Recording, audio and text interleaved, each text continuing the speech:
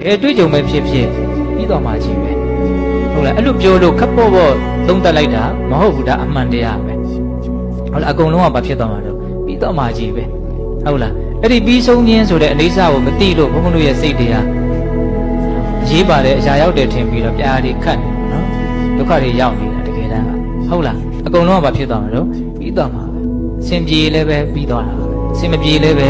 ပြီးသွားတာကြီးပဲဟုတ်လားအကုန်လုံးကဖြစ်ခဲ့တာတွေအကုန်လုံးကပြီးခဲ့တာကြီးပဲခုဖြစ်နေတာတွေလည်းပြီးနေစေနောက်ဖြစ်သွားမယ့်အရာတွေလည်းပြီးသွားမယ့်အရာတွေကြီးပဲပေါ့နော်ဒီစကလုံးလေးကိုဘုံဘုံစိတ်ထဲမှာဘလို့ခံစားရတော့ဆိုတော့ဘလို့လောကဓာတ်နဲ့ပဲတွေ့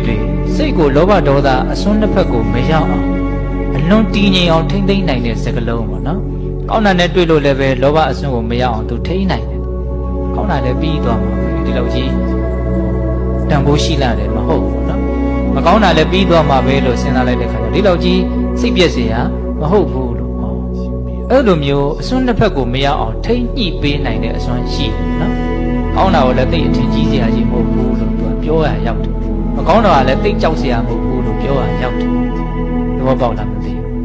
အဲ့ဒါနောက်ဆုံးပြောချင်တာကတော့တွေ့ကြုံလာတဲ့လောကဓာတ်တရားတွေနဲ့ပတ်သက်လာရင်အဲ့ဒီပြီးသွားမှာပါဆိုတဲ့စကားလုံးလေးတနည်းအားဖြင့်အိဋ္ဌနော်အဲ့ဒီအိဋ္ဌဆိုတဲ့စကားလုံးတစ်လုံးကိုဘုံဘုံတို့လွန်ပိုင်နိုင်ဖြစ်အောင်လေ့ကျင့်ထားပေါ့ဟုတ်လား